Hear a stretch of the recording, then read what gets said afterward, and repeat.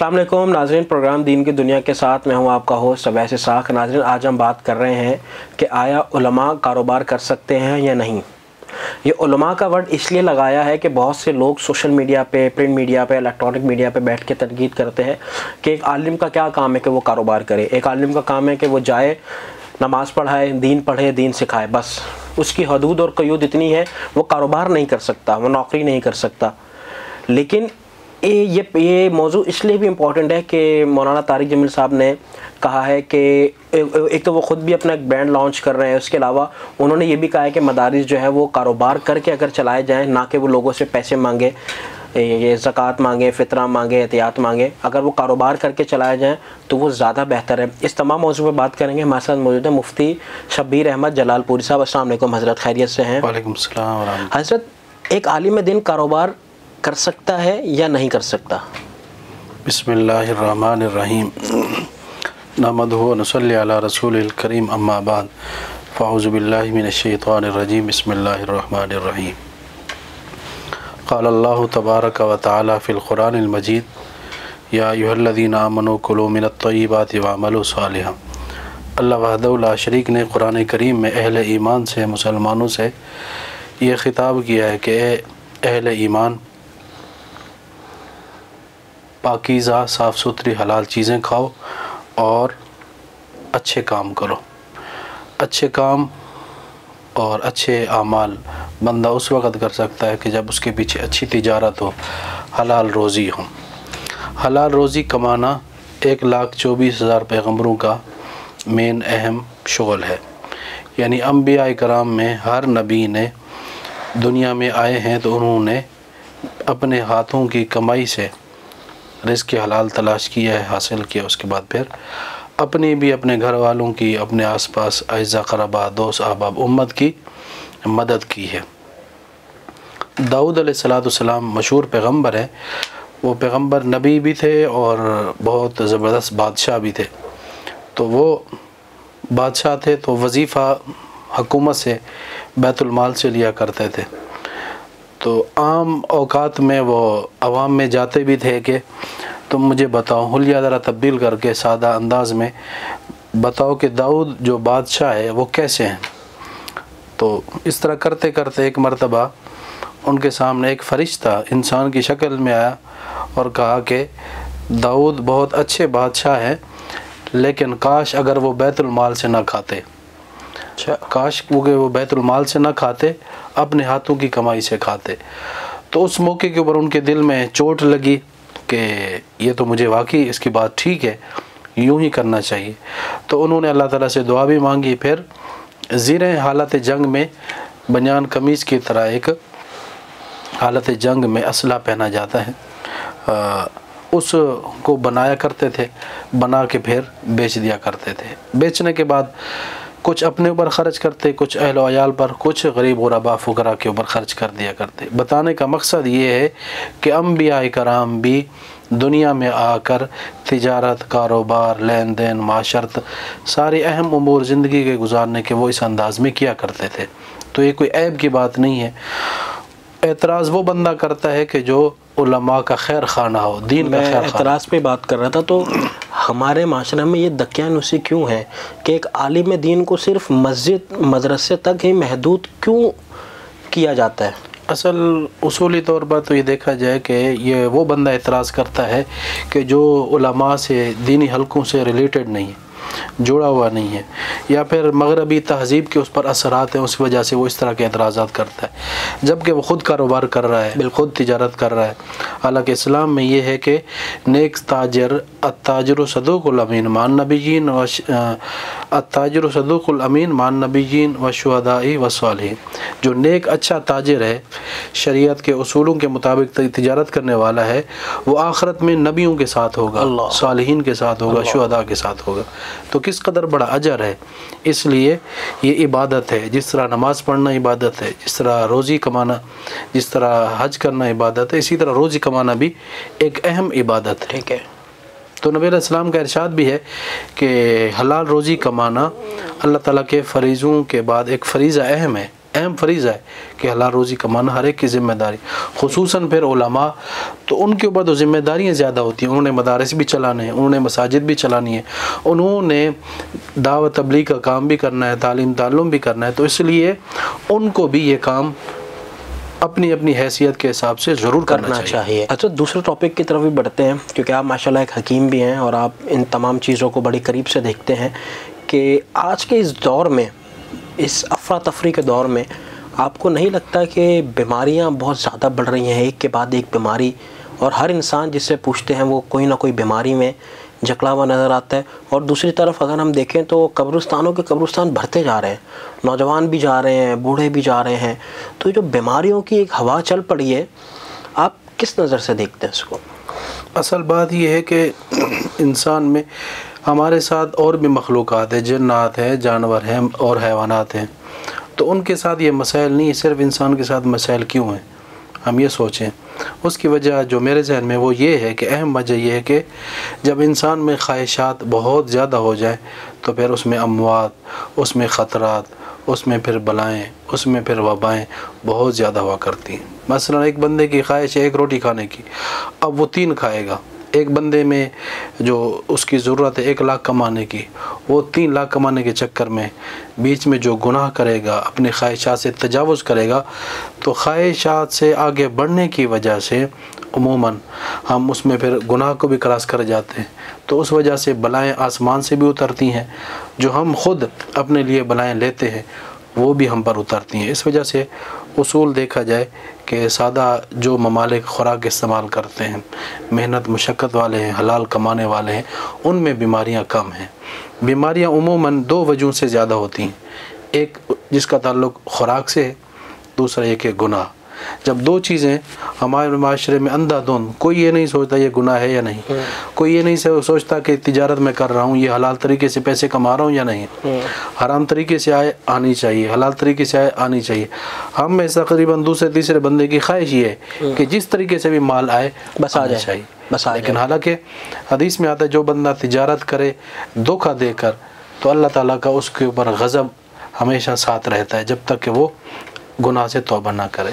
तो इसलिए हमारी जो बीमारियां हैं तकरीबन अस्पताल भरे पड़े हैं। मस्जिद में जाएं तो मस्जिद खाली है, मस्जिद में 1-2 सफ़े होंगी, तो जहाँ से मुसीबतें टलती हैं वहाँ हम जाते नहीं हैं। हम उन राहों के ऊपर चल रहे हैं जहाँ मुसीबतें ही मुसीबतें हैं। तो जब तक हम पीछे अपनी मंजिल को नहीं देखेंगे, राह को सिमत को सही नहीं करेंगे, हम कभी भी शिफायाब नहीं हो सकते। ठीक है हज़रत, एक सवाल है वो ये कि इस वक्त बहस चल रही है मदारिस के चंदे के हवाले से, और ये भी कहा जा रहा है कि मदारिस के जो मुंतज़मीन है वो कारोबार करके मदारिस चलाएं, और वो एक आलिम दीन ने तो ये भी कहा है कि उलमा जो है वो चंदा लेना और ये सारी चीज़ों को छोड़ दें।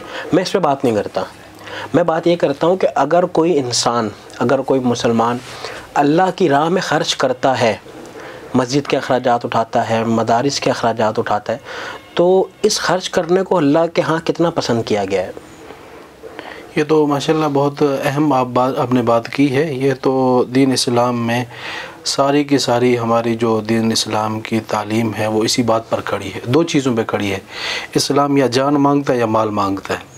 सबसे पहले माल मांगता है, सबसे पहले माल मांगता है, इसलिए कि माल देगा तो जान देगा। पहले माल देगा। हदीस में आता है कि एक बंदे ने ये दरख्वास्त की कि मेरा दिल बहुत सख्त है, तो आपने फरमाया कि गरीबों को खाना खिलाओ, दिल नरम हो जाएगा, आखिरत की तरफ रग़बत होगी, क्योंकि माल ख़र्च करेगा तो मज़ीद आखिरत की तरफ उसके जज्बात बढ़ेंगे।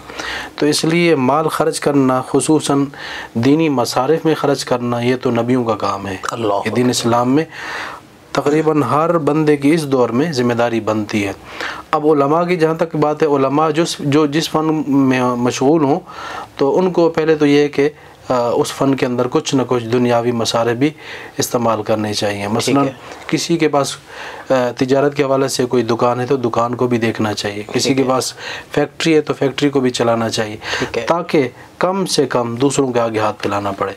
दीन के लिए हाथ फैलाना अगरचे जायज़ है, लेकिन कोशिश की जाए ना फैलाया जाए तो ज़्यादा बेहतर। क्या खूबसूरत बात। लेकिन ये बात भी है कि लोग कहते हैं कि भाई मसाजिद को, मदारिस को, इन्हीं दीनी हलकों को चंदे से पाक रखा जाए। तो फिर हम चंदा अब यहाँ नहीं देंगे तो किन जगहों पे देंगे? साफ ज़रा अगर हमने इन जगहों से हटा दिया तो लोग जो है ज़कात सदक़ात गलत जगहों में देंगे। अल्लाह, हमें चाहिए कि हम उलमा को सवाल से बचाएं, दीनी मसाले में हम खुद ब खुद ख़र्च करें इतना कि उनको मांगने की ज़रूरत ही ना पड़े। इसकी एक तरतीब इस तरह से भी बन जाती है कि अगर कुछ मदारिस के मुंतज़मीन हैं, मसाजिद के मुंतज़मीन हैं, अगर वो कारोबार करते हैं तो वो जो साहिब हैसियत लोग हैं वो उनके साथ मिल के कारोबार कर लें, ताकि वो जो कारोबार की आमदनी है उसके ज़रिए भी मस्जिद और मदरसे को चलाया जा सके और लोग आवाम के आगे हाथ ना फैलाए जा सकें। बहुत अच्छी बात है, क्या कहते हैं? ये बहुत अच्छी बात है कि हदीस में आता है कि जब दो पार्टनर हों जी, कारोबार में शरीक हों, दो बंदे मिलके, तो तीसरा उनके साथ अल्लाह होता है, यानी वो कारोबार बड़ा कामयाब है। मसलन एक आलिम है, वो कारोबारों के सारे उसूलों को जानता है, इस्लामी शरीयत के उसूलों को जानता है। जब वो उन जानते हुए उसूलों के मुताबिक की तिजारत करेगा तो साफ ज़ाहिर रिज़्क़ हलाल आएगा, बरकत वाला रिज़्क़ आएगा। बिल्कुल। तो इसलिए दूसरा पहलू ये भी है कि वो जो है अमानत के साथ वो कारोबार को चलाएगा। और तीसरा इसमें बड़ा मेन फ़ायदा ये है कि उसके पार्टनर को भी फ़ायदा होगा, इनके ज़रिए जो दीनी खिदमात आएंगी उनमें भी फ़ायदा होगा, उनमें भी फ़ायदा, सवाब भी है, बहुत बड़ा अजर भी है। बिल्कुल, आप यकीनन सही फरमा रहे हैं। हज़रत आखिरी सवाल आपसे पूछता हूँ कि वजह क्या है कि जो दीनी हल्का है, ख़ास तौर पे अगर मैं दीनी हल्के की बात करूँ, वो कारोबार से पीछे हटता है। वो मस्जिद से करीब है, मिंबर से करीब है, मदरसे से करीब है, इन सारी चीज़ों से करीब तो है, लेकिन वो कारोबार से अपने आप को करीब करना भी नहीं चाहता। इसकी आप वजह क्या समझते हैं? आया तालीम का फुकदान है या फिर कारोबारी जो औसाफ हैं वो नहीं पढ़ाए जा रहे हैं हमारे मदारिस में? आप इसकी वजह क्या देखते हैं? उसूलन जो है शुरू से ही उनको मिजाज ये दिया जाता है कि आपने सिर्फ जो है ना मस्जिद संभालनी है, बिल्कुल, आपने सिर्फ जो है ना कुरान का दर्स देना है आपने। हालांकि हमारे इमाम आज़म अबू हनीफा रहमतुल्लाह बहुत बड़े ताजर थे, बिल्कुल, कपड़े का कारोबार था, करोड़ों रुपए कमाते थे। फिर उनकी मसारिफ का कारोबार का जो है 3 तरीक़ेकार थे। मुनाफे में से एक जो है ना % जो है कारोबार पे लगाते थे, 1% अपनी ज़रूरियात पर, ख़ानदान घर वालों पर, 1% जो है ना दीनी हलकों के ऊपर लगाते थे, उलमा हैं, फुक़हा हैं, इन जगहों पे लगाते थे। इसलिए कि इन जगहों में लगाने से ये है कि सवाब भी ज़्यादा है और दीन की खिदमत भी है। हज़रत आपने कहा कि मदारिस में ये चीज़ें पढ़ाई जाती हैं, लेकिन हम जब प्रैक्टिकल देखते हैं तो प्रैक्टिकल और एजुकेशन में एक बहुत बड़ा गैप है।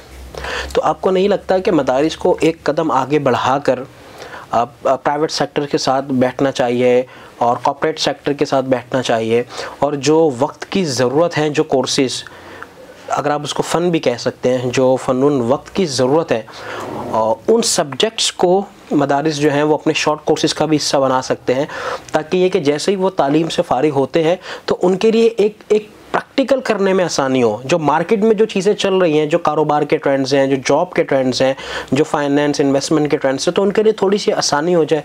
आपको लगता है कि थोड़ा सा मदारिस को एक कदम आगे बढ़ना चाहिए? माशाल्लाह पहले भी मदारिस इस हवाले से काफ़ी आगे है माशाल्लाह। ठीक है। आप मार्केट में जाएंगे उसमें जो है ना दीनदार ज़्यादा है, आम बंदे कम हैं। एक तो ये, दूसरा एक है मदारिस को, आपकी बात यह है कि मदारिस को इस हवाले से कोई ना कोई राह देनी चाहिए। ठीक है। इसकी ज़रूरत मैं भी महसूस करता हूँ। मसलन हमारे माशरे के हिसाब से कुछ अहम ऐसी चीज़ें हैं कि जो ज़्यादा चलती हैं। मसलन डॉक्टरी है, एक आलिम डॉक्टर नहीं बन सकता, कम से कम जो है ना हिजामा करने वाला तो बन सकता है, तभी बन सकता है जो इस हवाले से रिलेटेड है। और इसी तरह ऐसे अहम बड़े बड़े काम हैं कि जो आसानी के साथ दीन की खिदमत भी की जा सकती है, साथ साथ दूसरे वक़्त में, मुख्तसर वक़्त में वो काम भी संभाले जा सकते हैं। ये करना चाहिए। ये मदारिस में अमली तौर पर कुछ ना कुछ ऐसे टॉपिक भी होने चाहिए, ऐसे शोबे भी होने चाहिए। मसलन हर मदरसे में कम से कम दुनियावी फ़न के हवाले से एक टॉपिक होना चाहिए, अच्छी चीज़ है, ताकि वो बाहर जब फारिग होके जाए तो बाहर किसी के आगे उसको हाथ ना फैलाने पड़े, उसको वो फ़न आता हो कि वो दिन की खिदमत भी करे और वो अपने फ़न में तिजारत के ज़रिए हलाल रोज़ी भी कमाए। ठीक, अच्छी चीज़ है माशाल्लाह ये तो। अच्छा हज़रत, आखिरी सवाल आपसे करता हूँ, वो ये कि आपको जिस तरह आपके इल्म में होगा कि मौलाना तारिक जमील साहब ने कारोबार शुरू किया और उन्होंने कहा है कि इस कारोबार से जो मैं पैसा कमाऊँगा तो मैं मदारिस की खिदमत करूँगा और मैं आवाम से अब पैसा नहीं मांगना चाहता मदारिस के लिए। इसको आप किस नज़र से देखते हैं? माशाल्लाह अल्लाह ताला ने उनको दीन इस्लाम में अल्लाह ने बड़ी उनको इज़्ज़त दी है, बहुत बड़े मुबल्लिग़ आज़म हैं, उन्होंने बहुत ही अच्छा कदम उठाए। लेकिन मेरे जहन में ये था कि ये बात आ रही है कि उनको कुछ अर्सा पहले कदम ही उठाना चाहिए था। सुभान अल्लाह। अब तो बिल्कुल आखिरी मराहिल में अब भी उन्होंने अगर ये कदम उठाया तो बहुत खूब है। उलमा इस तरह की बड़ी शख्सियत अगर काम करेंगी तो उसके मात जितने भी उनको फॉलोवर हैं, करने वाले हैं, दीन इस्लाम से रग़बत रखने वाले हैं, उनको भी हिम्मत मिलेगी। ये काम करना चाहिए और दीन इस्लाम की इससे और मज़ीद ज़्यादा खिदमत होगी। लोगों के जहन में ये होता है कि मौलवी जो है पढ़ के उसके बाद फिर खाएगा कहाँ से, इस तरह के ख़यालात, इस तरह की सोच भी ख़त्म होती है। और दूसरा है कि मौलवी को गिरी हुई निगाह से जो बंदे देखते हैं उनकी निगाहों में भी उलमा का किरदार बहुत ऊंचा होगा कि उलमा कोई आम नहीं है बल्कि ये अच्छे खासे मालदार भी हैं, दीनदार भी हैं। तो इससे ये होगा कि माशरे में उलमा की इज़्ज़त में इजाफ़ा होगा और दीन को भी तरक्की मिलेगी। इसलिए कि उलमा की जगह जब अगर ठाट बाट अच्छी हो तो उसमें हमें ये नहीं देखना चाहिए कि फ़लाँ बड़ी उम्दा ठाट बाट के साथ रह रहा है, लेकिन उसके पीछे जब वो ठाट बाट के साथ रहेगा तो उसकी दीनी खिदमत भी उसी तरह ठाट बाट के साथ होंगी, वो अच्छी दीन की खिदमत करेगा। तो हमें इस तरह के इक़दामात में मौलाना तारिक जमील साहब को जो है शाबाश भी देनी चाहिए कि उन्होंने बहुत अच्छा कदम उठाया है माशाल्लाह। ठीक है, बहुत बहुत शुक्रिया मुफ्ती साहब हमारे प्रोग्राम में तशरीफ़ लाए। यकीनन नाज़रीन ये वो तमाम सवालात थे जो इस वक्त पूछे भी जा रहे थे और लोग जिस पर डिबेट भी कर रहे हैं सोशल मीडिया पे कि एक आलिम का क्या काम बनता है कि वो कारोबार की तरफ जाए। यकीनन नाज़रीन एक आलिम अगर कारोबार करेगा तो वो सबसे पहले तो सुन्नत को पूरा कर रहा है और जो उसके ऊपर अल्लाह ताला ने ज़िम्मेदारियाँ लगाई हुई हैं वो उन ज़िम्मेदारियों को पूरा कर रहा है, पहली बात। दूसरी बात ये है कि आवाम से पैसा मांगने से बेहतर है कि आवाम के साथ मिलकर कारोबार किया जाए। इसमें अल्लाह ताला ने इज़्ज़त भी रखी है और यकीनन मदारिस का जो इमेज है पहले भी बहुत बेहतर है और आने वाले वक्तों में इंशाअल्लाह ताला मज़ीद बेहतर होगा। इसी के साथ अपने होस्ट अवैस इसाक़ को दीजिए इजाज़त। इंशाअल्लाह आपसे मुलाकात होती है अगले हफ़्ते। अल्लाह हाफ़िज़।